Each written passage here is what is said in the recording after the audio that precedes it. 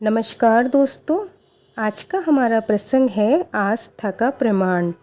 आइए चलते हैं कथा की ओर। एक साधु महाराज श्री रामायण कथा सुना रहे थे।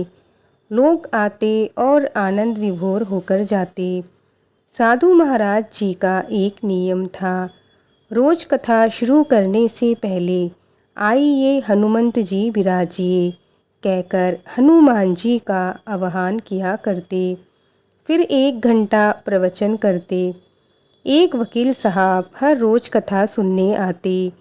वकील साहब के भक्ति भाव पर एक दिन तर्कशीलता हावी हो गई। उन्हें लगा कि महाराज रोज आइए हनुमंत जी विराजिए कहते हैं, तो क्या हनुमान जी सचमुच आते होंगे।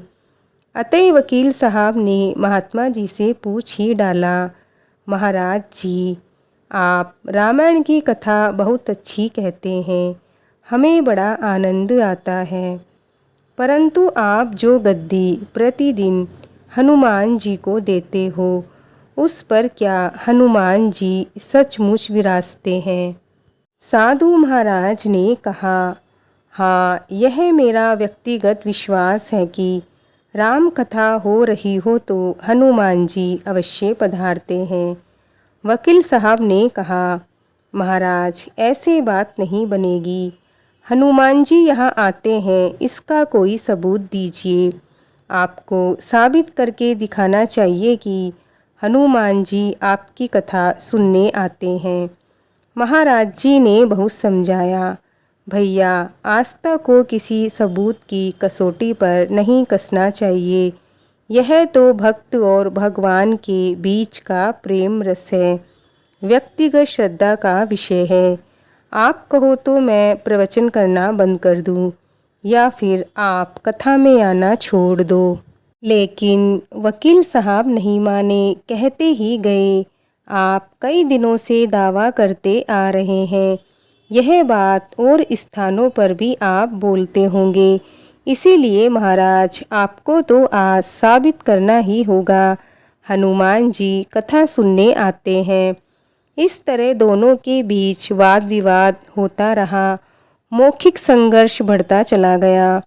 हार कर साधु महाराज ने कहा, हनुमान जी है या नहीं उसका सबूत कल मैं दिखाऊंगा। कल कथा शुरू हो तब प्रयोग करूंगा। जिस गद्दी पर मैं हनुमान जी को विराजने के लिए बोलता हूँ, आप उस गद्दी को आज अपने घर ले जाना। कल अपने साथ उस गद्दी को लेकर आना। फिर मैं कल गद्दी यहाँ रखूँगा। कथा से पहले हनुमान जी को बुलाएंगे, फिर आप गद्दी ऊंची उठाना। यदि आपने गद्दी ऊंची कर दी तो समझना हनुमान जी नहीं है। वकील साहब इस कसौटी के लिए तैयार हो गए। महाराज जी ने कहा, हम दोनों में से जो भी पराजित होगा वह क्या करेगा, इसका भी निर्णय कर लेते हैं। यह तो सत्य की परीक्षा है। वकील साहब ने कहा, मैंने अगर गद्दी ऊंची कर दी तो मैं अपनी वकालत छोड़कर आपसे दीक्षा ले लूँगा। आप अगर पराजित हो गए तो क्या करोगे। साधु महाराज ने कहा, मैं कथा वाचन छोड़कर आपके ऑफिस का चपरासी बन जाऊंगा।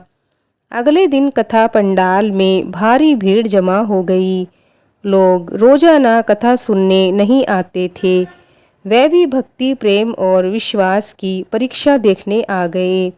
काफ़ी भीड़ हो गई, पंडाल भर गया। श्रद्धा और विश्वास का जो प्रश्न था। साधु महाराज और वकील साहब कथा पंडाल में पधारे। गद्दी रखी गई। महाराज जी ने सजल नेत्रों से मंगलाचरण किया और फिर बोले, आइए हनुमंत जी विराजिए। ऐसा बोलते ही साधु महाराज के नेत्र सजल हो उठे।